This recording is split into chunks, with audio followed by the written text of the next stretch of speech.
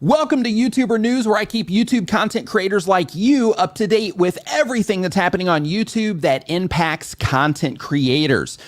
Today, I've got some really great news for you if you are so remember to subscribe, by the way, if you're a YouTuber. But today, I've got some really great news for you if you have a smaller YouTube channel. YouTube is rolling out some new features that you are going to have some access to. In addition to that, we're talking about some more Shorts updates because we know that they're pushing that hard. YouTube is hooking up podcasters, and we have more YouTuber news starting now with YouTube expanding access to the other videos that your audience watch area. So in order to find this, you can go into your YouTube Creator Studio. You can go into your analytics. Once you are in your YouTube analytics, then you can go over to your audience tab. Once you're in your audience tab, if you scroll down the page just a little bit, then one of the things that you're going to see is a box that looks something like this. And here's the thing. So as a new content creator, like with a smaller channel where you didn't have a lot of data behind it, this was a feature that just didn't show up because they didn't have a lot of information behind it. However, this is something that you now should have access to. So the way that you can use this as a content creator is, of course, you can make sure, not make sure, but you can go and you can see the other channels that people are interacting with around your content. This will help you understand your audience better. This will also help you understand like the videos or the other channels that some of your content is getting recommended on and things like that, because it's other channels that your audience is watching. So because of that, this is a feature that you can use to just better understand who it is that you're making content for, which is a huge win for you, for your viewers, and YouTube, of course, as well. We all win, when they do this sort of thing for newer content creators, or really when they roll out any features that help us out as a content creator. But next up, and one more thing as part of that as well. Just as a quick note, another thing that they mentioned is they're also adding filtering to this, which means that you're going to be able to look at this same exact information if it's shorts, if it's a video on demand or normal video, or if it's a live stream. So I just wanted to make sure that I got that in there as well. In addition to that, YouTube Shorts are getting a search function. Now, this is huge news for everybody that makes YouTube Shorts and content creators that aren't making shorts. This is some big news for you as well. And again, this is another one of those things where we have to start thinking, hey, so we start getting into shorts if we're not getting into shorts already.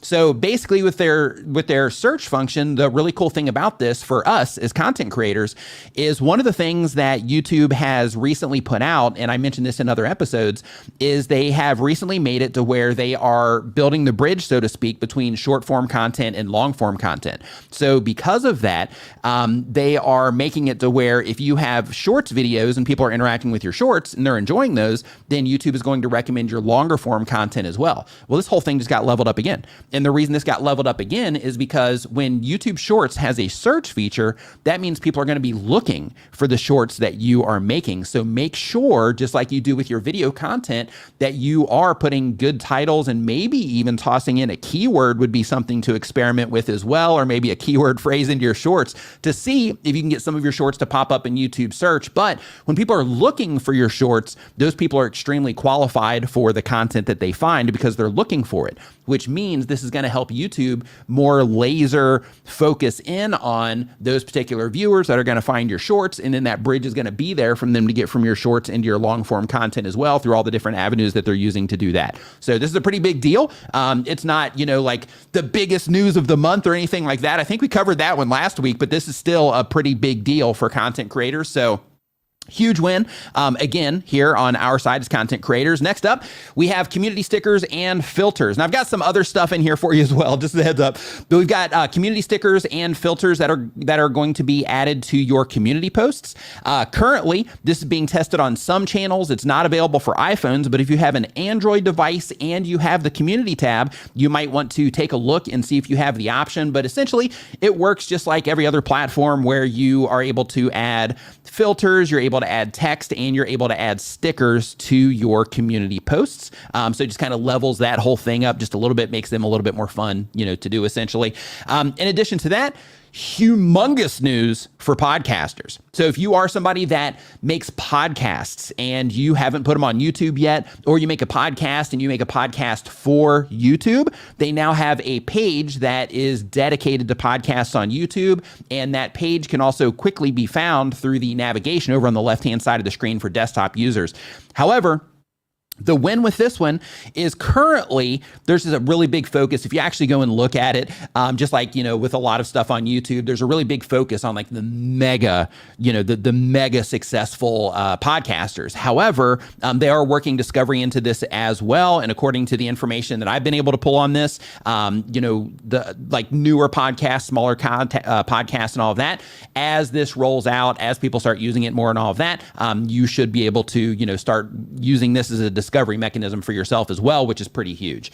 In addition to that, another thing that I do want to bring to your attention is I have free training available. This just got published over on the TechSmith Academy website. I've got a link directly to them and a bunch of other things that are helpful to you as a content creator down in the description. But with this free training, I made this for TechSmith, and it talks about all kinds of things related to making video, producing content, and things like that. So if you're wanting to level up what your videos look like, sound like, and all of that, definitely make sure that you check those out. We are 32 days away from VidSummit. VidSummit is a conference that's happening in September, from September 27th to 29th in Los Angeles, California. Some of the biggest content creators on YouTube go there, and it's a place where we basically go and just share ideas, and we teach each other, and we network, and we talk about the things that are working and help each other out in that regard. But as a content creator, you can learn a ton there. So I really recommend that you look into VidSummit. I'm going to be speaking there personally as well. So I encourage you to check that out if you have not been introduced to VidSummit yet.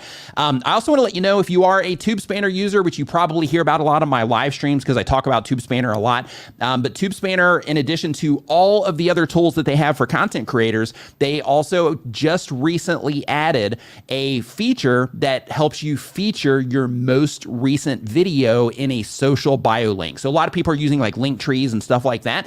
What TubeSpanner is doing is they're actually leveling up the whole link tree concept specifically for content creators, but that's just one feature of TubeSpanner. They got a bunch of other stuff too, but I recommend that you check that out over at tubespanner.com. Of course, link to that down in the description as well. And I'm going to be live streaming tomorrow at 9 a.m. Eastern, just like I do every Saturday on this channel, answering your YouTube questions. So hopefully I'll see you there if you have a question about anything related to anything that I talked about today, or anything related to just growing a YouTube channel and all of those types of things that are important to us as content creators. So make sure you swing by for that. And that's the news.